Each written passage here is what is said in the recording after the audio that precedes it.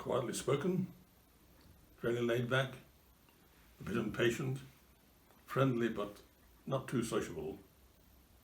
Bit of a mixed bag, really.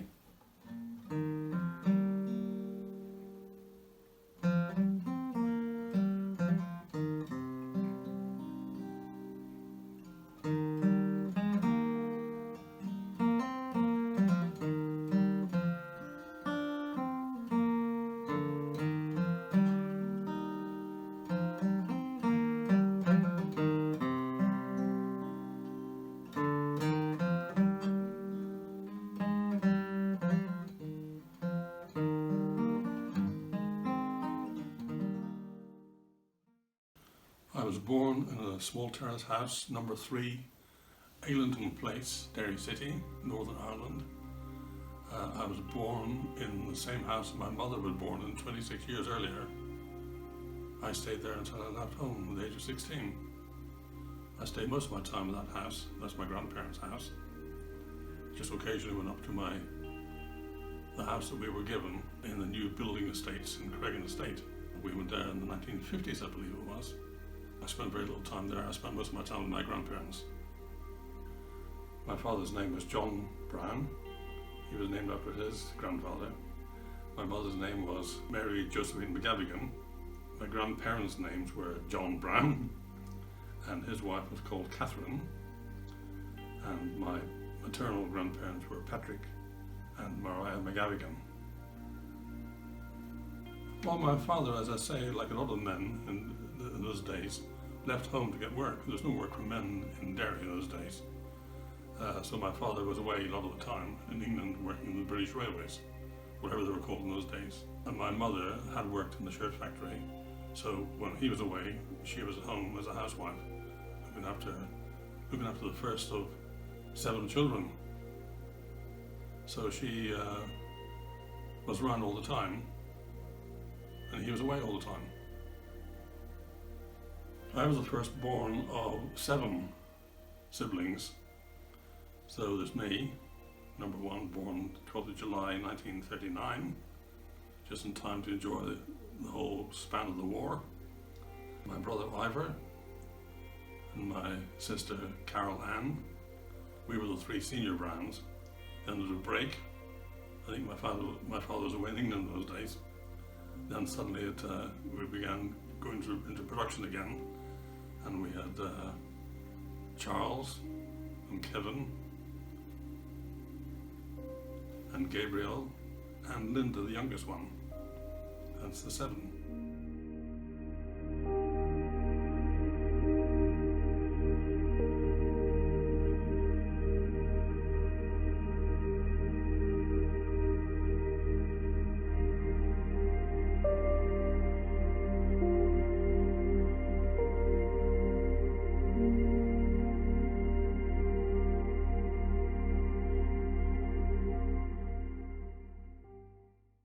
I was born, as I said, in 3 Eglinton Place in the centre of Derry, but in fact I was just born there. It wasn't my first home. I came to live there later on.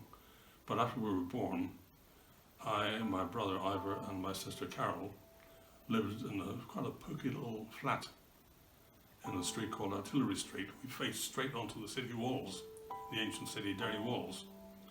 But it was a great fun place to live. The walls were a great playground for us kids, so we enjoyed that. It was a dark, fairly dreary old flat, still standing, still there, but it's now occupied by solicitors. So that was my first home. And my memories of that chiefly walking up very, very dark, dingy stairwells. There was also a basement in this flat which scared the daylights out of all of us. My first school was just 3 or 4 doors away from our flat in Artillery Street, the nuns' convent school. So my first teacher were nuns. I went there from the age of 3 until the age of 5, and I was a little rascal then. I did something at that school that my mother was called in to be told by the nuns what I'd done. That's another story for another time. After the nuns, at the age of 5, I went to the Christian Brothers primary school. Christian Brothers is run by a pseudo-type of religious order. So you stay there until you're about 11, and then you moved into the Christian Brothers Technical School, and you stay there until you're 15 or 16, after which time most kids of my age couldn't wait to get out and get into jobs. But those who stuck at that could move into college and higher education. I stayed there until I was 16, sat an examination and got a job from that, and that was the job I stayed with for the rest of my life. The subjects I liked at school were English language, English literature after a fashion, but English language. I liked art, I liked woodwork and metalwork. And of course, because I liked them, I was pretty good at them. I always got distinctions for my artwork and credits for workshop practice, they called it. The English language teacher was a man who became a very famous playwright. His name was Brian Frail. He taught English. He taught me anything. Well, I like to think he taught me most of what I know about English grammar and so on. He also taught mathematics, and he taught me nothing at all about mathematics because I was hopeless at that. So in Brian Frail's English class, I was a star pupil. In his maths class, I was the school dunce. In those days, all teachers also conducted their own forms of corporal punishment, using sticks or straps, leather straps and other things. And while I was in Brian Frail's class, English class, I never got the strap, but in his maths class I was frequently got the old 6 in each hand for not getting things right. But then all us kids got hammered like that. We just took it in our stride. Beyond that, there's another layer of teacher and corporal punishment and took things a bit further than that. And I've written about that in several papers, about the brutality by Christian Brothers on some of the pupils, some of the less able to defend themselves pupils, orphans for example. But that's past and gone now. I think that's all history now, thankfully.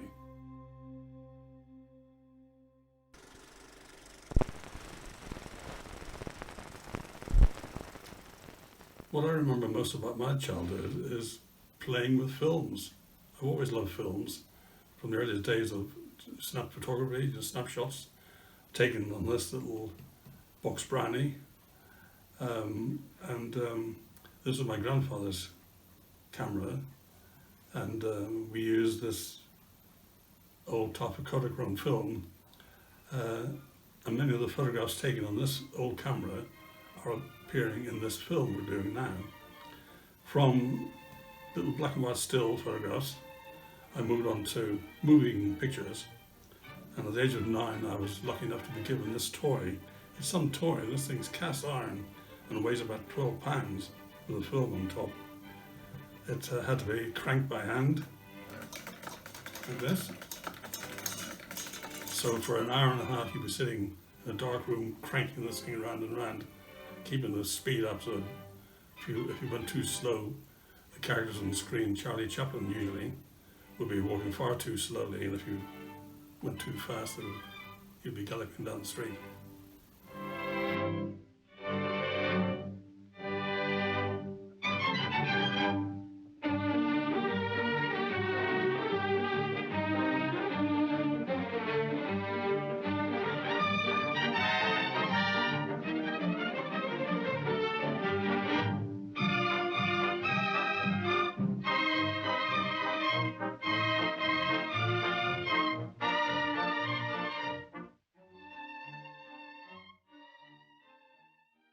I didn't have any pets myself. I was never really into animals of any sort.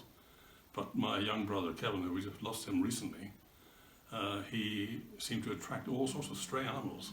Constantly come home from school with another cat behind him or a kitten in the school bag that he picked up somewhere. So the house was full of his pets. But I had never had any pets until my children grew up, and we had a little dog. And apart from that, the dog was the kids. It wasn't my dog.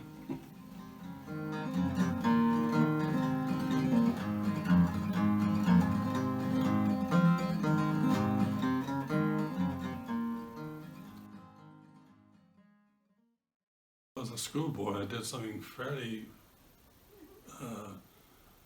villainous, really, I think, in a way. As I told you, we had one of our school teachers was Brian Frail, who later became a world-famous playwright and a short story writer. And he set us some homework one day, and one of the homework was to learn off a poem called The South Country by Hilaire Belloc, English poet. And this is a poem, in fact, which I always liked. I'd learned this poem long before it ever became part of our curriculum. And he came into the classroom this morning and told me all the kids were busily trying to cram the poem in before he got into the classroom. I was arrogantly sort of sitting back, knowing full well I knew the poem anyway. And he pointed to me, freely said, "Shut your books and your mouths." And he pointed to me and said, "Right, Browne, start reciting The South Country by Hilaire Belloc." And I could not, for the life of me, remember the first word. If somebody had just given me the first word, when, I would have been away, I would have got it. So, not learning the poem off got me 6 whacks of the strap on each hand from Mr. Friel. And I was so outraged by this that I stayed behind in school when all the other kids had gone home at the end of the day. I got into the cloakroom where Brian Friel's locker was, and I broke open the locker and I stole the strap and I emptied a couple of bottles of ink inside his locker, I believe. But in later years, Friel and I exchanged a few letters, and I mentioned this story to him, and I offered to return the strap to him if he felt he had a need to have it back again. He was now a famous playwright at this stage now. And he said he wanted nothing to do with that strap. He wanted no recollections or memories of that punishment system at the school, which he thought was brutal.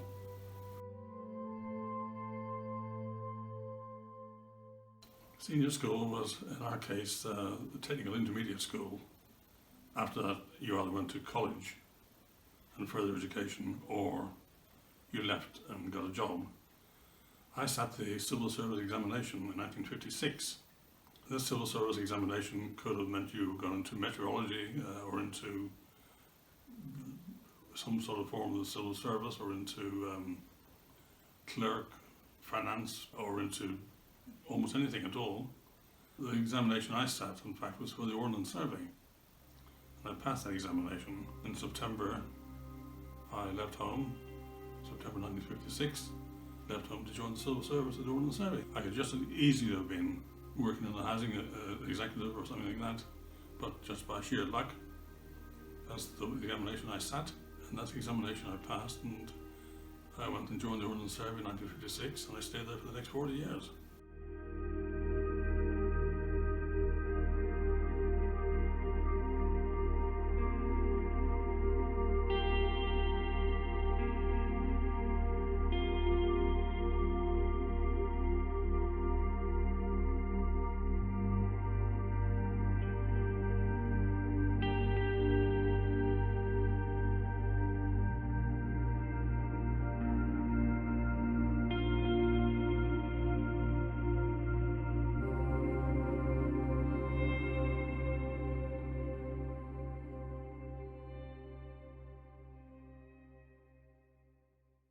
I was never a collector of things. I had a lot of stuff in the house that I simply never got rid of, but that was not the same as collecting it.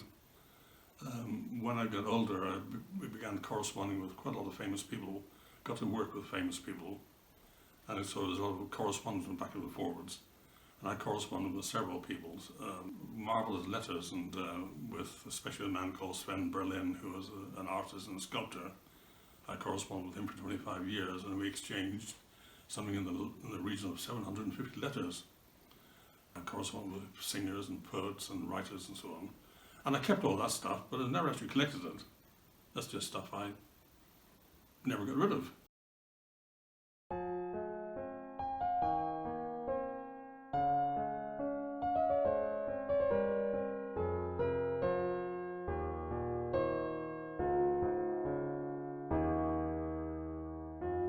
Well, the wedding really actually didn't happen in the first place. Her flat was literally across the street in Commercial Road in Southampton, across the street from this church. Her father insisted she was going to be driven across the street in a Rolls Royce. She could have walked across there in 30 seconds, but she was going to be driven in the Rolls Royce. And that was the day of the football match in Southampton. Southampton were playing at home, I think, and the entire street was chock-a-block, and it took your mum nearly half an hour to get across the street in this car. Meanwhile, we were all sitting in the church waiting for this to all happen.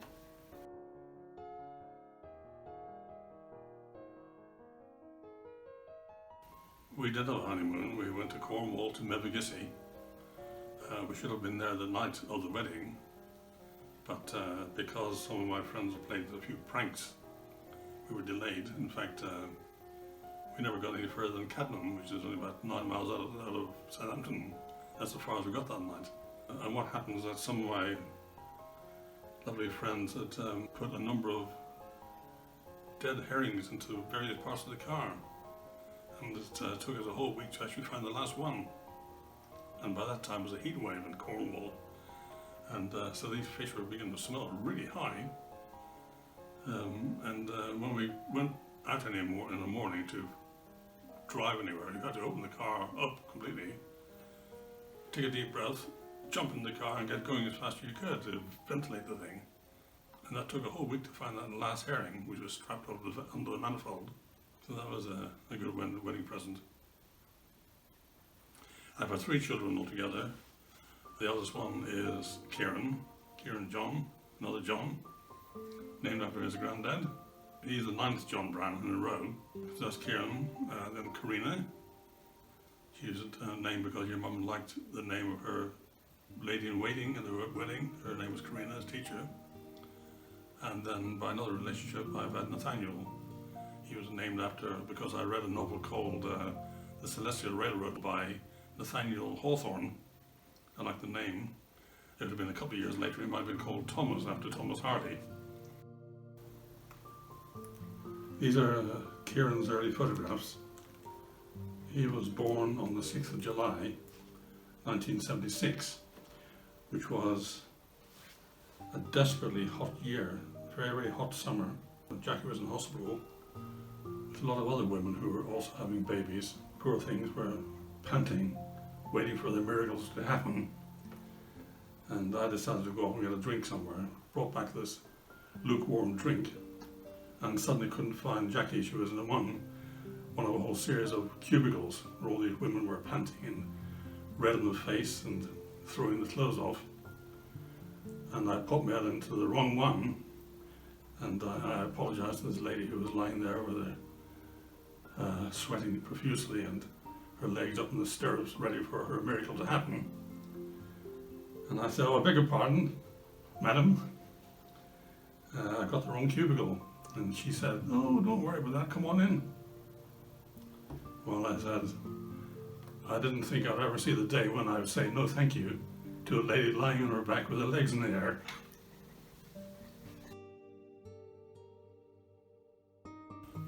Kieran was a strange boy in so far that he had an absolute fascination, which went beyond fascination, with electrics and electronics. From the earliest days, he loved playing with electric wires and cables, and I just told him how to make little simple circuits, make little lights come on. He couldn't walk past a cable without looking at it and see what happened to it. We took him to a circus once in Southampton, and we were sitting on an aisle seat in the circus ring, and there were men sticking their heads into lions' mouths. These lions are roaring their heads off, and Kieran's only interest in seeing where the cables went for the spotlights. That was his interest in the circus. Kareena had a different sort of view. She was more of a tomboy than most of them, and her great thing was collecting slow worms and snails. I've got photographs of her with handfuls and pocketfuls of snails and their shells and slow worms reeling through her hands. Nathaniel went through a number of interests, and he started off with an interest in model railways. I took him for a ride with the Flying Scotsman one day, which made his day for him. And then we also went fishing, and always wanted to try fly fishing. And when Nathaniel came along and showed an interest in this was my excuse for getting out and learning how to do this. And he was a natural at fly fishing. He in fact invented a fly which has been written up in one of the angling magazines. So those are his interests.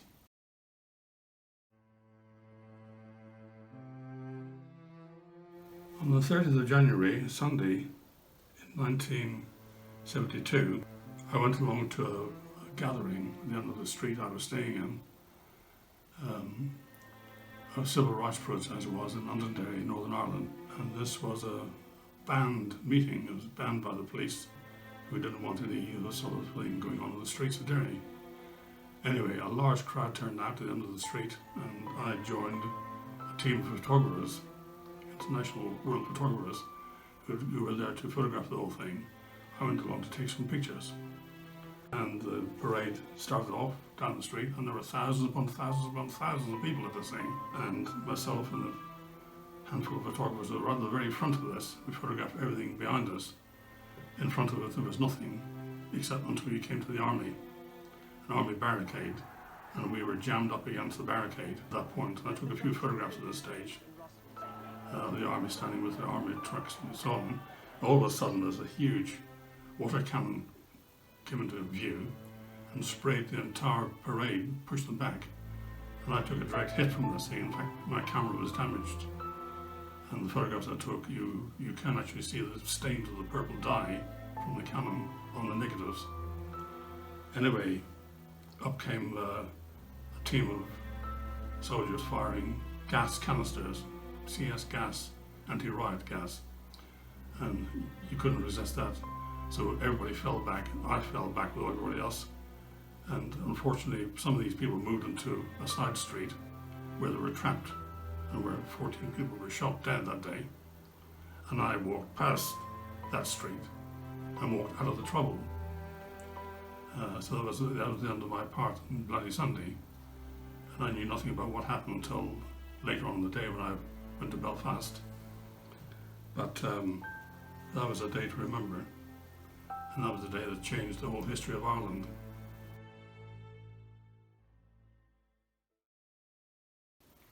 Have I met any famous people? Well, fame is a very subjective thing. You know, what one person thinks is famous, if they're not known to someone else, it doesn't mean anything to them. But I have met the Queen, and I met her daughter, Princess Anne, and they both got signed copies of my books, which are in the libraries of Buckingham Palace and Princess Anne Place.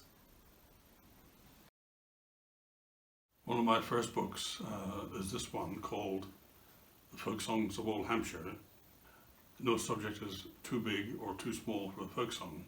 Folk songs are about battles, the death, lives of kings and emperors, great shipping disasters, great industries, and right down to little love affairs between the local milkmaid and the dairymaid.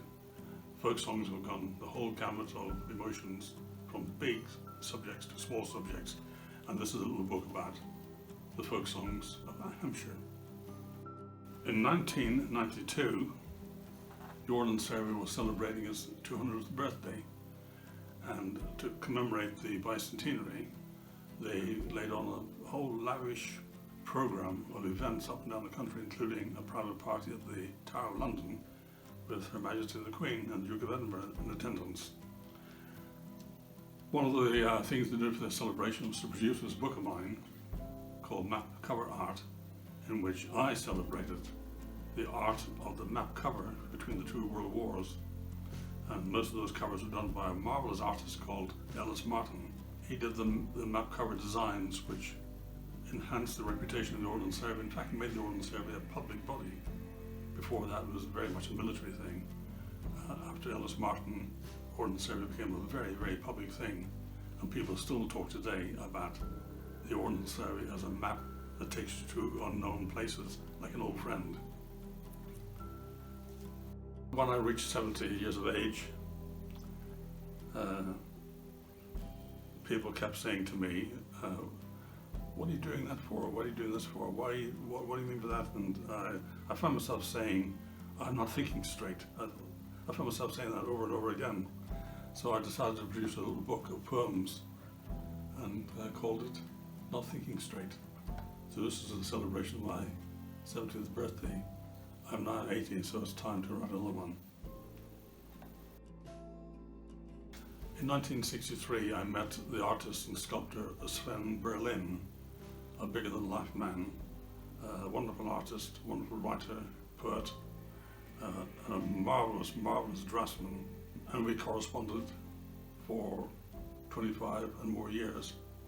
Over that period of 25 years, we exchanged something like 750 letters, and most of them are in this book.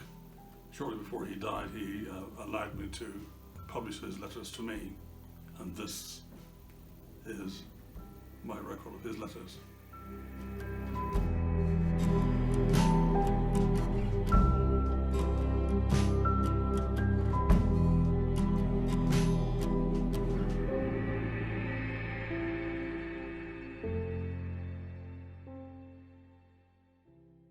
I began writing for the press when I came to England in 1956. I fell in with a team of journalists from the Southern Evening Echo, the local newspaper, and began writing record reviews and book reviews for them. I was 17 or 18 at the time, and then progressed to slightly bigger papers and on to bigger papers still. Did a series of articles on folk music for the Western Mail, which was the Welsh national newspaper. Paper that discovered Richard Burton and published the work by Dylan Thomas, although I never consider myself in their league. Nevertheless, I got some stuff in there. And various articles began to appear, such as these things, cuttings about me and what I was doing in the folk world, or articles I'd written about the folk world, in which I was now involved.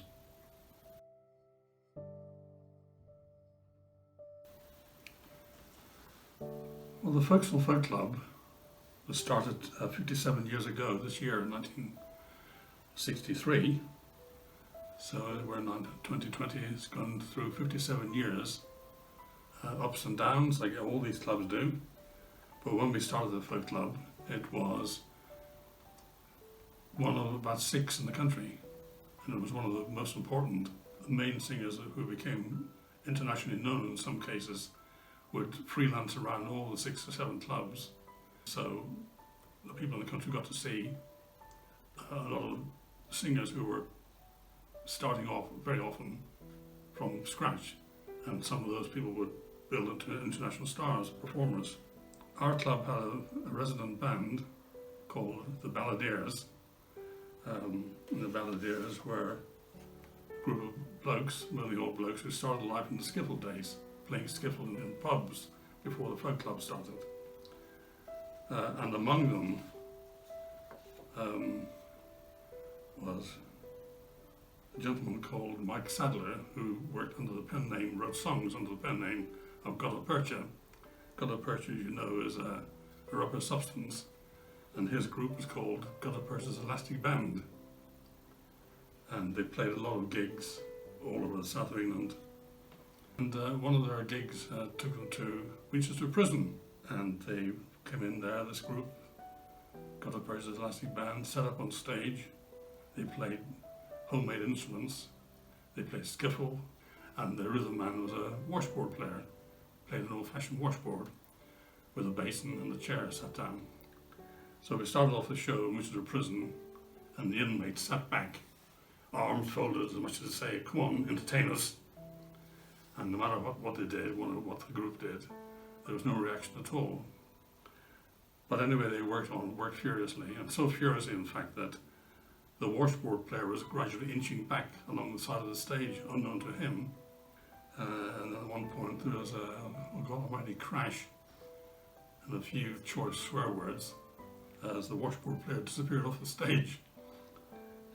And that brought the inmates to their feet, cheering and roaring for more, and thought that was the best part of the evening.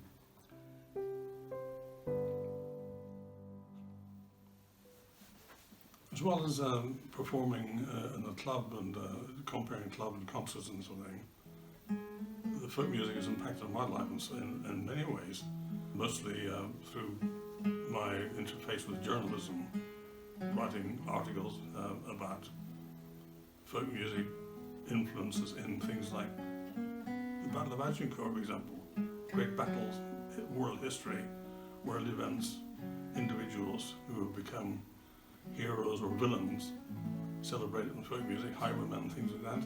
Folk music about fishermen, about miners, about cowboys, about sailors, about the war, any subject at all is good fodder for a folk song.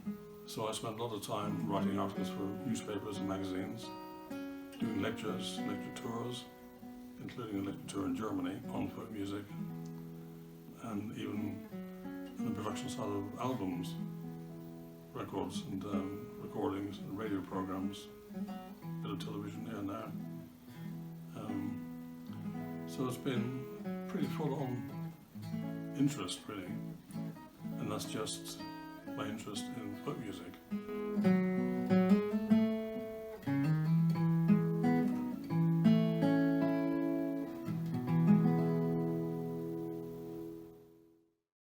I always enjoyed drawing when I was in school.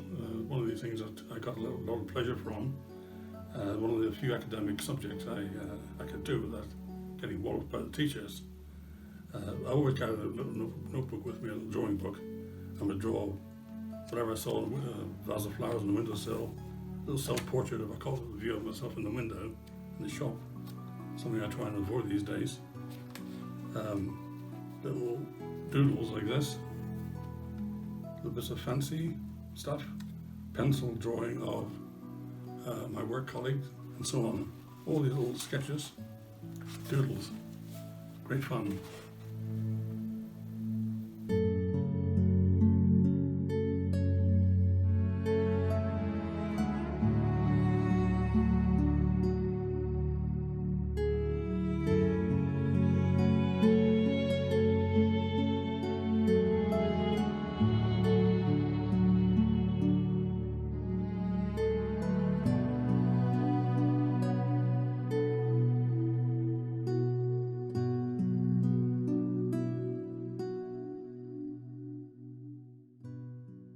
Something I'm really proud of that no one knows I did would probably be that day I told you about where I broke into Brian Friel's locker at the school and stole his strap in revenge for him slapping me for not knowing Hiller Belloc's The South Country.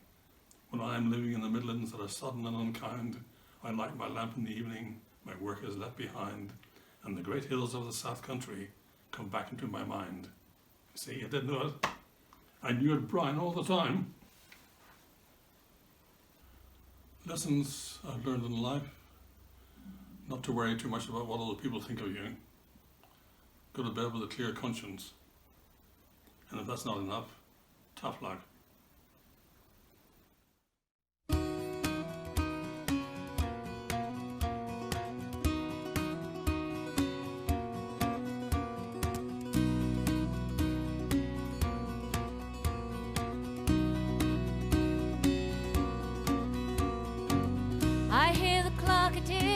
See the sweat upon my brow.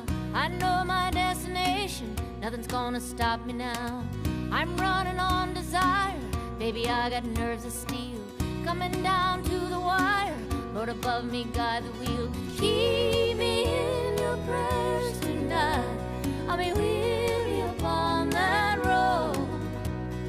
I know the finish line's inside, but I still have a ways to go.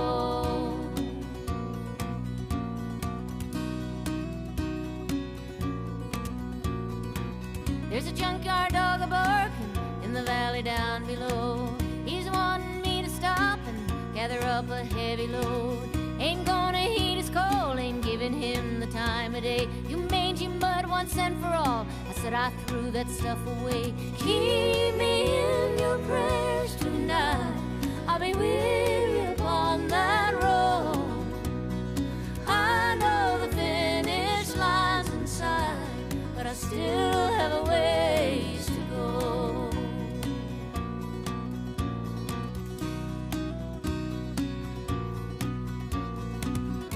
I won't have a bit of trouble heading down the straight and true. I'll fly solo on the double into the yonder blue.